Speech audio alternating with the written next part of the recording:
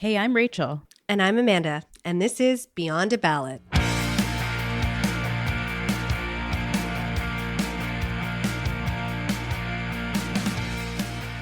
Welcome back. With us here is Tasha Kheiriddin, a political columnist and writer for The National Post and G0 Media, to break down for us what's happening in the Middle East. We want to say before we start that this is obviously a complicated issue with extreme complexity in its history. We recognize that we're not going to do justice to the gravity of the situation with a 10-minute breakdown, but we are hopeful that this conversation will allow more people to have a deeper understanding of the complexities going on moving forward. So with that, Tasha, break it down. Where to start? It feels like it's been a year. It's only been a week that this conflict has been happening.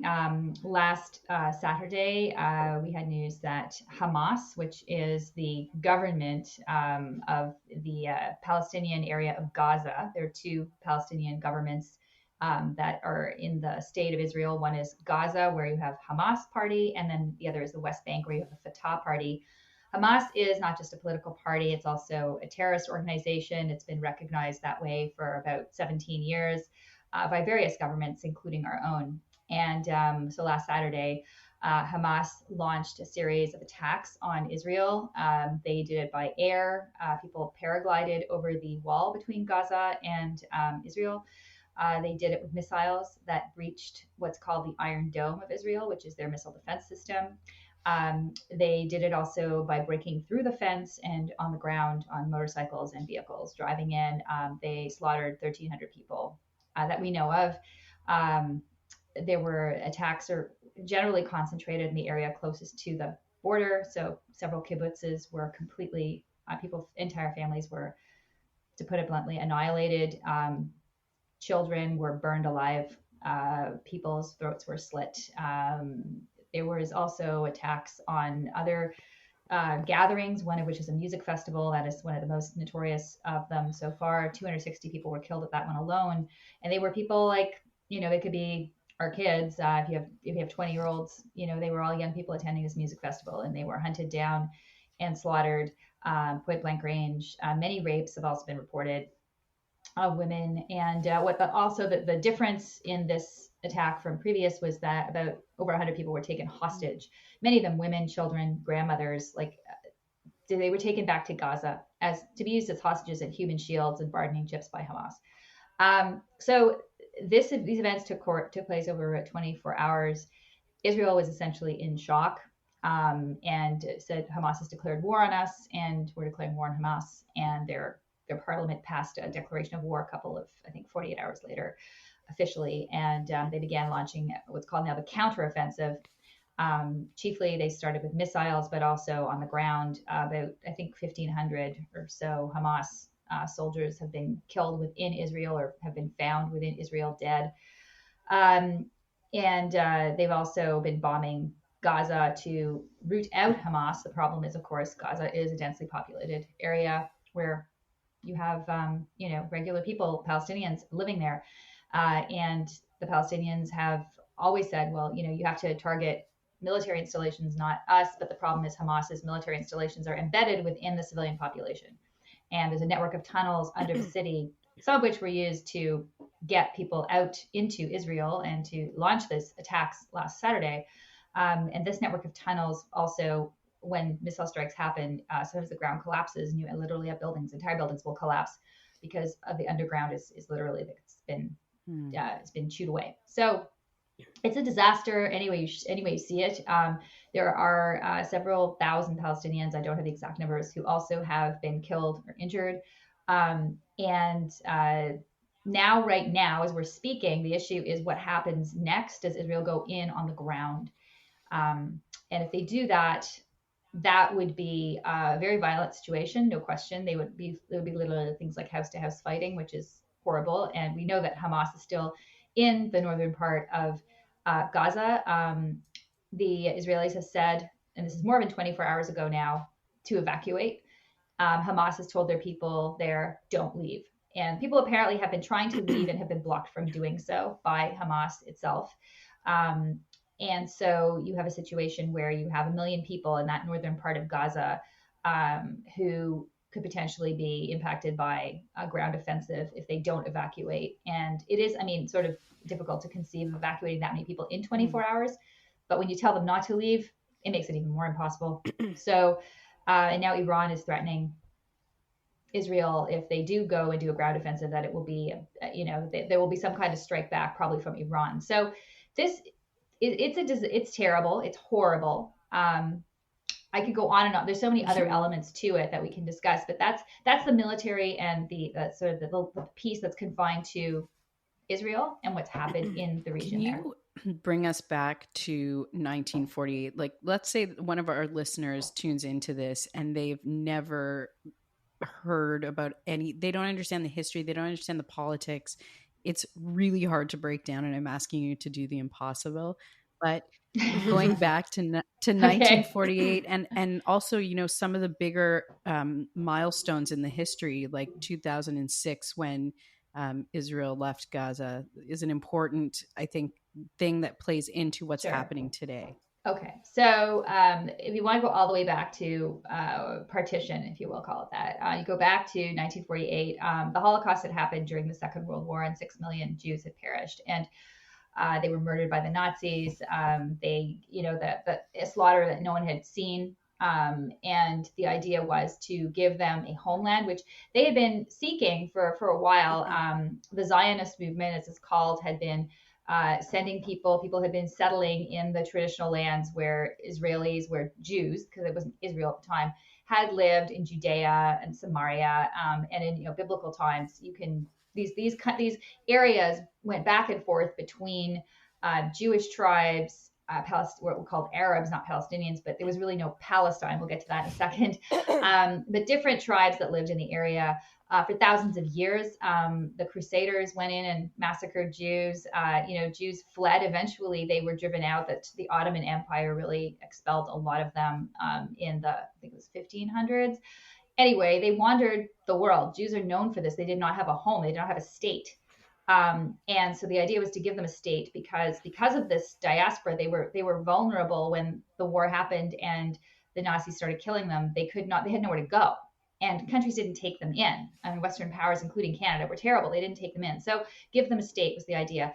There had been a territory there that the British had under the British control they called it Palestine, hence the Palestinians. And so the idea was they were going to give the Jews Palestine, what was then Palestine, and created the state of Israel in Palestine. And the Palestinians, people who lived there at the time, began to be displaced because Jews started to settle and had settlements in areas called the West Bank, the River Jordan. You have the West Bank, the River Jordan, that's why it's called the West Bank. Then there's Jerusalem, which has always been a city divided between different faiths, Muslim, Jewish, Christian. There's, churches, mosques, and synagogues of thousands of years old there. So what ended up happening was, over time, Jewish settlements displaced Palestinians. There was a lot of tension. There was, in fact, guerrilla warfare at the time in 1948 between Palestinians who resisted and did not want Jews to settle there and Jews who wanted to settle. So you had, I would say, similar situations to what we're seeing now on a smaller scale, but people fighting and killing each other over plots of land. So over time, there were a series of wars. I don't really actually know every detail, so I'm not going to go into all of them. But to establish the state of Israel was established, was recognized, but Palestinians never really recognized it. And eventually, what happened is you had a Palestinian resistance movement, the PLO, Palestinian Liberation Organization. They were terrorists, basically, and they planted a lot of bombs, including not just in Israel, but airports and other places around the world. And they conducted a terror campaign to try and force the state of Israel to give the Palestinians the land back. And so what you ended up having is you end up creating two areas where the Palestinians were, which was Gaza and the West Bank, these two territories, if you will. Jerusalem has always been a shared city, and there is, that is a point of contention that's, I think, never going to be resolved. There are Arab areas of Jerusalem where you'd have more Palestinians, but the difference is you can be a Palestinian and live in the territories, as they're called, or you can be an Arab Israeli. So there are people who live in Israel who are Arabs, but they are not living in what's considered the Palestinian territories, which is the West Bank territory and Gaza, which is a very tiny part next to Egypt. Mm-hmm. So, in terms of this conflict that's happening, I touched on it a couple seconds ago. 2006, there was tension between Israel and Gaza back then, and there were still Israelis living in the Gaza Strip at that point. Correct? Yeah, it wasn't fully divorced, if you will, from Israel. Israel, Hamas took power in Gaza. They had elections, and the Fatah party, which had been ruling in both the West Bank and Gaza area, was defeated in Gaza. And Hamas, like I said, was a terrorist organization. Their mission is to get rid of the state of Israel. They do not want a two-state solution, which is something that the Palestine Liberation Organization said that they were open to, and there was negotiations for like 40 years around this issue of whether we have two states or not. Israel made several offers and concessions, but the Palestinians never accepted, and you never had a resolution. So Hamas's position is we don't want a resolution. We just want to get rid of Israel completely and take all of it. So when we talk about Mahmoud Abbas, who is that? Mahmoud Abbas is the president. Well, he's the president of the West Bank, as his actual title. He's the head of the Fatah party. So he is the leader of the Fatah party. The leader of the Hamas party, I can't remember his name specifically. You have it. Say it. I don't recall. I can't remember either. Yeah, I know. He's not well. Fatah is very well known. Yasser Arafat, it might be a name that people might know because he was very active with the Palestine Liberation Organization, which sort of predated both these groups. But Hamas has been more of a, like I said, a radical group. And so they haven't been as much on the world stage. They haven't been, at the United Nations giving speeches like Abbas would do.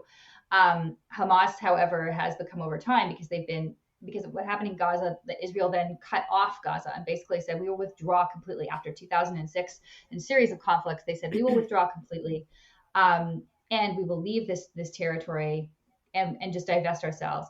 But they sealed the border. And so did Egypt, by the way. People don't know. Egypt does not have an open border with Gaza either. So Gaza is really isolated. To leave Gaza, you need a pass, you need security. There's, I think, 30,000 people in Gaza, which is a place of, I think it's 2 million people, if I'm not mistaken, live there. 30,000 of them work in Israel. They have passes to do so because it's a security issue. They consistently launch rockets to Israel, which is why Israel created what I call the Iron Dome, they call it, which is a missile defense system. So Gaza has become a very impoverished enclave, very small, very little industry, there's no trade really that happens with Gaza. And as a result, the poverty there is festered. People have a very miserable existence. There's no question. Gaza has been supported by the government of Qatar to a large extent. Qatar has sent money there, which was supposed to be used for infrastructure, which has been used, a lot of it, to build those tunnels I was talking about earlier, to launch attacks on Israel. So any way you slice it, Gaza is a mess. But this is the doing, unfortunately, a lot of its leadership, which has other ambitions that don't serve its people, but serve this goal of terrorism. One of the questions and posts that I keep seeing is around for Gazans who are being forced out of the north, and people will ask, why don't they leave? And there's a lot of talk about it being the largest open air prison. Can you just explain to our listeners what that means, that they can't just walk out of Gaza? Well, they can't because there is a fence. There's literally, it is, in that sense, if you want to say prison, there is a fence, a very high fence that was breached, which was a surprise because they didn't think the fence would be breached. But it's a very high wire fence that was built on the perimeter of Israel. I'm not sure what it looks like on the Egyptian side of things, where you also, that's a national border, so they must have something there. You can't just cross it. But that's why you can't leave. So when they say it's the largest open air prison, it's bordered to the north by the sea, right? The Mediterranean Sea. So you can leave from there. But yes, you can't just walk out of Gaza. So this is the argument, is that the million people in the north, where are they going to go? Yeah. They cram them into the south. How does that work? It is unrealistic. But the problem is that Israel has now been pushed to the wall. And I think, personally, Hamas wants to push them to the wall because, as we can see, public opinion around the world has been very little, I would say, support apart from official support by governments for Israel. You're seeing waves and massive demonstrations in favor of the Palestinians, ignoring the cause of this conflict that we're talking about, which is that Hamas decided to attack and planned this for probably a year, we understand, with the help of Iran. This is a big question for you, and feel free to say to me, Amanda, there's no way I can answer that question. But I guess it's a two-part question. One, I think a lot of people are asking themselves, what is the end game here? Where does this go from here? And I know that there's been a lot of analysis on that, and you've paid attention to a lot of that analysis and have some of your own. Do you have thoughts to share with our listeners about what the potential end game is? Well, I think to back up one space and then I'll go to the end game. I think one of the things we also have to recognize is Benjamin Netanyahu's government has been a very hardline government. Right.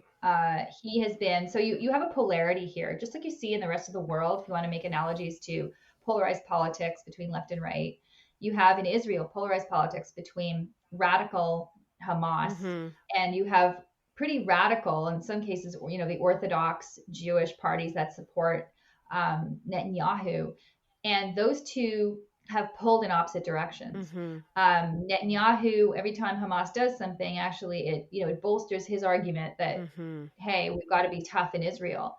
So, it's, and the Hamas, of course, Netanyahu is the perfect foil for them. So it's really, this dynamic is really unhealthy and really unfortunate because it feeds both fires. And there's, millions of people in both countries who are just like, or both spaces, in the case of Gaza, like saying, like, we don't want this. We want peace. We want it, we want two states. But there's no one representing that interest. Right. It really isn't. So where does it go from here to answer that question? The end game, I don't know, because it is such a there's two intractable positions. And now with what's happened, it has, like I said, it's been so horrific. And it's not simply the number of casualties, it's the way people were killed, the way this was done, that is so barbaric, to use a word that we don't like to use in our politics, but I'll use it because it really was. It's almost unbelievable the way some of these people died and were found, charred families holding each other, kids with their heads cut off, babies, like who does that? It's unbelievable. So because of that, I think it's going to be extremely difficult to moderate in Israel any response. I mean, people are they're so angry, right? Unjustifiably so. So I don't know where it goes. The bigger geopolitical question, I'll just leave it at this, is that you have this conflict now distracts from other issues in the world, including Ukraine and Russia, which is an issue, right? That war is ongoing. So the U.S. is now sending warships to the Mediterranean to help with Israel. So that's diverting and dividing their attention and their resources, which of course makes Putin very happy. So score one for Russia. And then of course there's also China, which has been the backdrop of Chinese interference and their expansion globally, also gets a shot in the arm whenever anything else happens to their adversaries, because then they're distracted too. So the question then becomes, who profits from this situation geopolitically? And unfortunately, it's all the people we don't trust or like, which is Russia, China, Iran. Like it's a very bad end game, unfortunately, that I see in this. I agree with you. Sorry. It's absolutely terrifying. It is really, I don't want to laugh about it. It's like where there's nothing really that good to say. And I don't really know if I have confidence in the Biden administration to quarterback this. People talk about the need to have international actors, other countries mediate a solution to this. There's no interest in solution. And I don't think there's any personality strong enough right now to do that in the world scene, which is difficult too. Right. And one of those negotiations that's underway right now is for Egypt to open that border to allow for the innocent civilians in Gaza to get out, as they're also in an incredibly terrifying situation. Yeah, they are. And there's no question. Yeah. Yeah.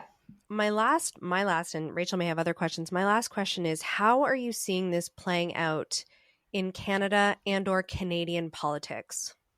So we've seen in Canadian politics, I think initially a very, let's say, the government came around. I think everyone was in shock when this happened. No Yeah. one really quite knew what the heck was going on.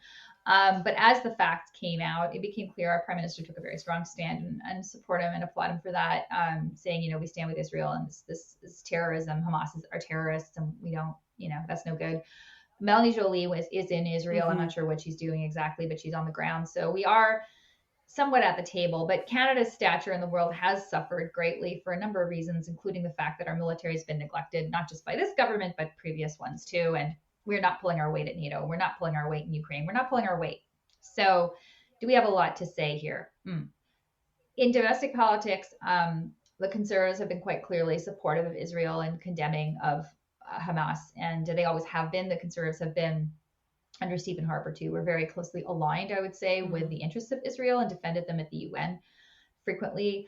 The NDP is an interesting beast because they had their convention this weekend, right. And wow, I haven't followed the latest exact things, but I know there was a resolution on the floor to basically condemn Israel and say that Palestine should be free or something of that nature. I'm not sure if that's passed or been fully discussed because I think they just started the convention today. But they had like basically a riot in their lobby that was on Twitter, and like this isn't new for the NDP. They had issues back in 2010 with Libby Davies, who said some anti-Semitic things about not recognizing Israel's right to exist. So they've wrestled with this question as a party for quite a while, and the reason they do so is because, as we've seen it played out, the so-called progressive left, which is and I use the word progressive loosely. That's how they describe themselves, but they would be saying things like, this is an example of apartheid, colonialism.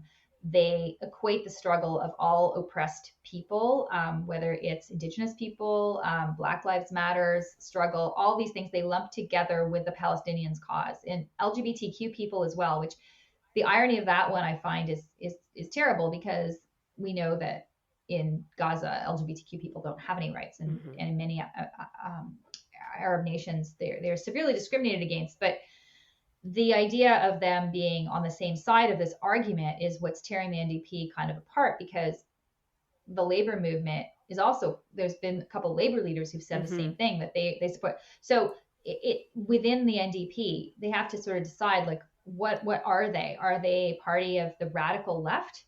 Or are they a party of workers, which they traditionally used to be?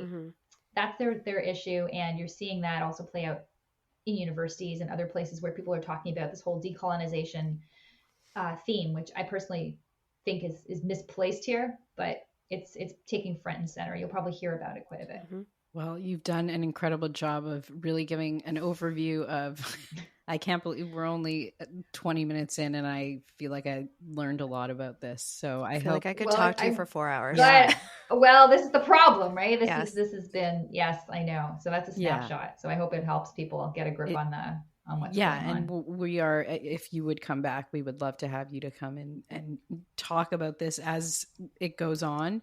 But tonight you have done such an incredible job in really educating our audience on how we got here, where we're potentially going, and then of course the domestic politics behind it as well. So we want to thank you very much for joining us for this special episode, and we hope to have you back soon.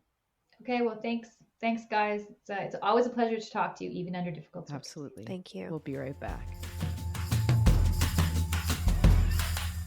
Welcome back. So we just had Tasha with us, who did an incredible breakdown, I think, of what is happening in the Middle East, what some of the history and the complexities behind the current conflict. And I don't know about you, but I learned a lot of information, but also the way she thinks about it and the way that she kind of clearly outlined how the tensions are positioned currently in the region. Fascinating stuff. Yeah. So it's obviously a really difficult conversation to have. And it's hard when you're trying to, I think we're all sort of consumed by this as it evolves, and we're trying to find the right sources of information, and there's a lot of misinformation. And I think that makes people, very wary of what they're reading and hearing. And so I think it was really helpful to have someone who could come on and really summarize so succinctly this very difficult to understand situation.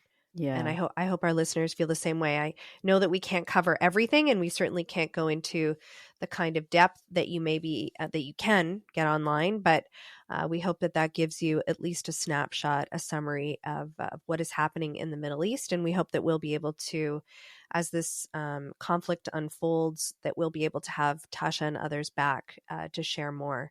Yeah, because this is a weird episode Yeah. for us. So when we Yes. last left off our last episode, we said that we wouldn't be back until the 20th, so until next Right. week, and not knowing what laid ahead of us 24 hours later.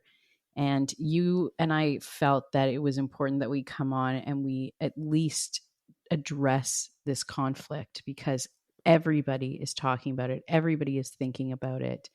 And so that's why we're here now talking. So I had also asked you a couple of days ago, I had asked, as we were talking about recording this special episode, your comfort level in talking about your own personal experience as a Jewish woman, as a Jewish mom, as a mom, and you were hesitant. So tell us why. I think that because, and many people that listen to the podcast have followed me, at least on Instagram, for some time. And they know that when I talk about the news, I'm always looking for a really balanced approach because my personal opinion or my personal connection to a news story shouldn't really weigh on my audience. I'm a huge believer in that. And so my quest in life is really to give people education in order to make up Mm-hmm. their own opinions.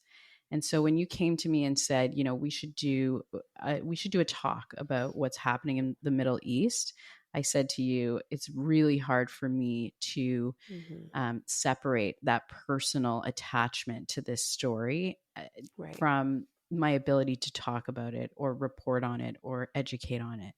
Um, you know, I am a Jewish mom. I am a Jewish woman, and I am living in Canada. So I'm far from Israel, but I also don't have any immediate family in Israel, which is very rare for a Canadian Jew.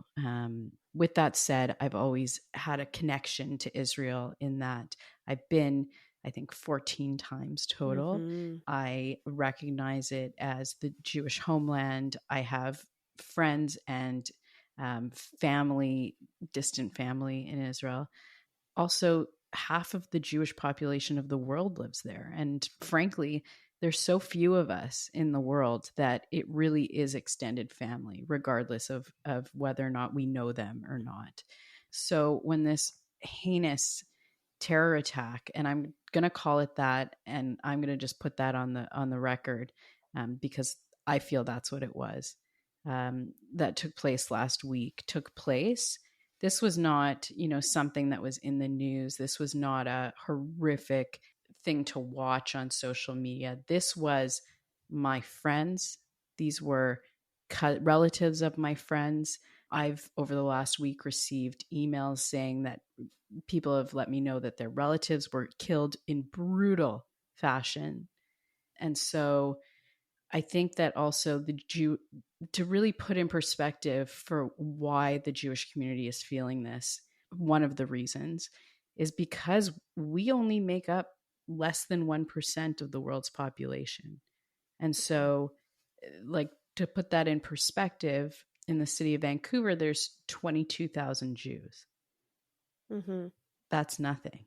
That's really Mm-hmm. nothing. And so, when I go to a Jewish event in the city, I've known every person at that event or their brother or their sister or their mother my entire life, having grown up Mm-hmm. here.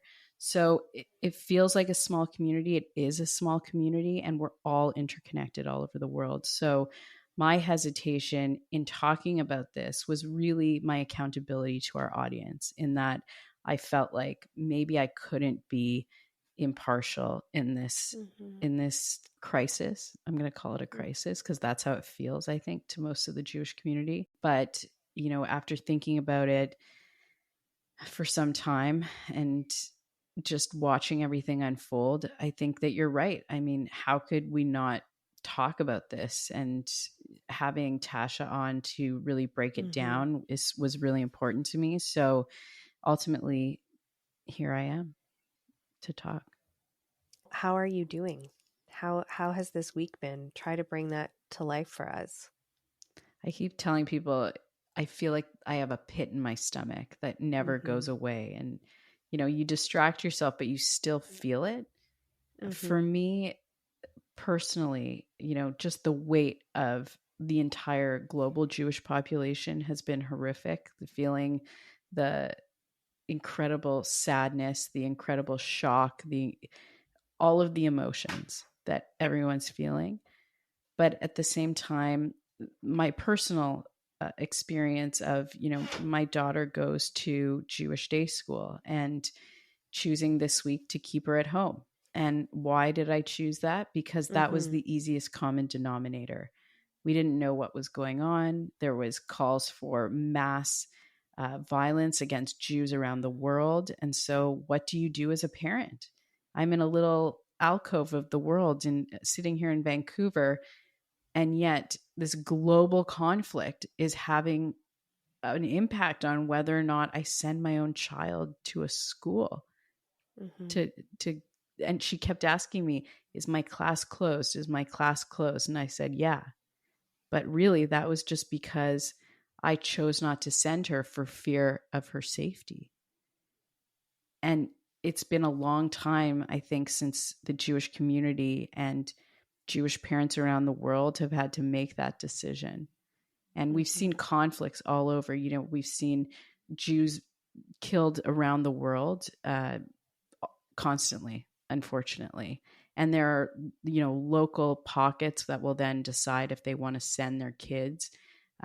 But I think that there is a collective stress that Jewish parents around the world this week felt. And it wasn't just in France, or it wasn't just in Vancouver. It was everywhere. And it was my friends in Toronto that were deciding whether to send their kids. And it was my friends in Israel that were, sitting with their children in bomb shelters for a week and continue to. And so I'm feeling, I think, the collective weight of the gravity of this week. Yeah. I want to talk for a minute about social media. It's a place where we share a lot of information. A lot of information has been shared. A big call from the Jewish community in the first few days was for their non-Jewish friends to have a voice on social media. I'm curious your take on that call to action. I think it is incredibly important that if you are someone who considers themselves to have Jewish friends, I want to just frame that this is a week like no other. In my lifetime, I've never felt this pain, this extreme, I don't want to say terror, but really Jewish parents are terrified. Jewish people are terrified. And we're not talking about, religious Jews that are wearing kippahs on the street. We're talking about people that maybe never really had a strong Jewish identity, but they're still scared to walk down the street. And so I think that call is completely right. And every single one of the people in my world that have reached out, and there's been many, my best friends, random political people that I've worked with, followers, politicians have reached out to me just to say, like, how are you doing? I think that's the right message, just to know that we're not alone, because often it feels that way when we're making these tough choices of sending our children to school or attending a pro-Israel rally, not knowing if it's safe to do so. So I think just having a larger, broader community outside of our Jewish friends and neighbors is really helpful to us. Yeah. I want to talk also about Palestinian families, those who are in Gaza right now, who have been forced to leave their homes, who are under their own set of terror. And for those listeners here who are deeply concerned about what is happening in Gaza today, for families here that would feel, I'm sure, very much the way you have felt this week about their Palestinian relatives, innocent families who have been under Hamas control. Mm-hmm. What can we say to those families? What is your feel? How do you reconcile? Because I know you as a mom and how you care so deeply for your community and for your family. What are your initial feelings about those families today? I mean, I think Tasha talked about just like the poverty and the Yeah. everyday life that Gazans experience. And, I will be the first person to tell you there are innocent lives on both sides. This isn't a one-way street. This is a horrific conflict. And I think you touched on social media and some of the images coming out. And we Mm-hmm. saw, mothers holding their children, and that happened on both sides. Yeah. And we can't go on and not recognize that. We can't go on and not recognize that there are terrified mothers in Gaza. There are terrified mothers in the south of Israel. There are humans behind this conflict. Mm-hmm. And that's what makes it so complicated and so devastating. And, I think this week we rightfully focused on the brutality of the acts that Hamas inflicted on Israel, but I think that we're going to see that as this conflict goes on, broader life lost, and we've already seen it. We've seen Palestinians, more Israelis killed, and just as we wait to see what happens militarily, I think for me, it always goes back to the human side of, I think we've talked about this on the podcast, the human side of politics, but the human side of war. I mean, what does everyday life look like on the Gaza side? And I feel horrific for Palestinian people who are under a government, Hamas, that is a terrorist organization and has been recognized globally as such. And so, talking about the relationship between Israel and Palestinian people, and we also have to recognize the relationship between Palestinian people and Hamas, and how horrific their lives are under that regime. Yeah. The images and the stories coming out of Gaza right now are unimaginable. The last thing I wanted to ask you is, do you feel like those divisions will be felt more acutely on Canadian soil? It's a great question. I don't know more acutely. I'm sure being in Israel or being in Gaza right now is horrific.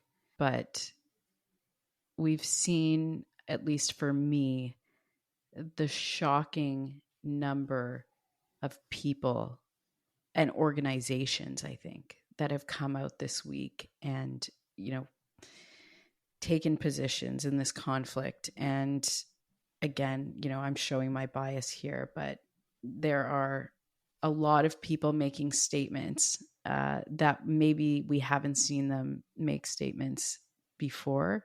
And I think that when we look at Parliament, and you'll remember we're on break right now. So it just so happened that the House of Commons was not sitting this week.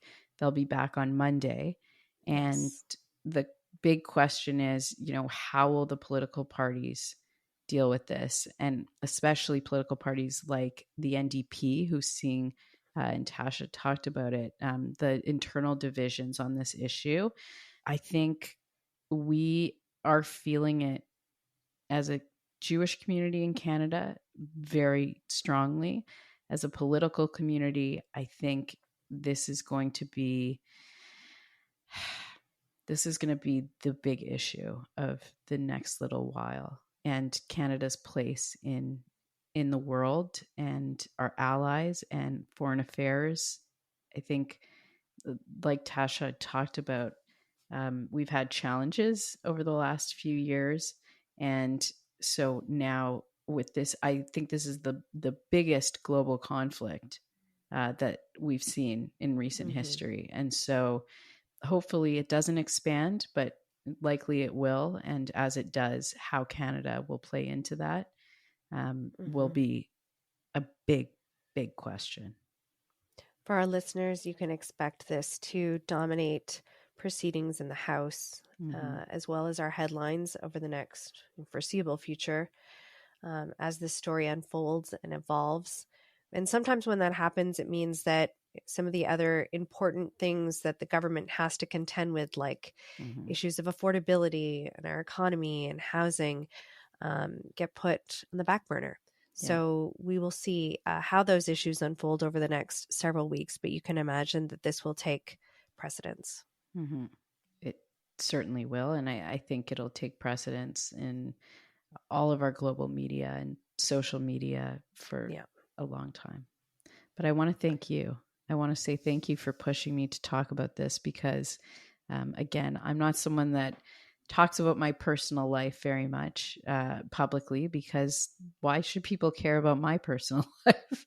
But, we're at a point where this has become exceptionally personal for me. And I think people are wondering what we're thinking about as a Jewish community, and especially the diaspora, the people that live outside of Israel. And so it's important that we do talk about what we're going through. So I appreciate you getting us to do this. Thank you for being so open and so vulnerable tonight. I know that that is not easy. I know that you really had to push yourself to have this conversation. It's not just your personal experience, it's a mirror, it's a reflection of what a lot of people are feeling and experiencing this week. So we all appreciate you. Thank you. And we appreciate everyone for listening. We will be back on Friday with an all new episode, probably touching on this somewhere along the line. But we have a good one coming up. It's going to be really good. We have very special guests. I'm very excited. Me too. So tune in next week. And thanks for tuning in for our special episode this week. We'll talk to you next time.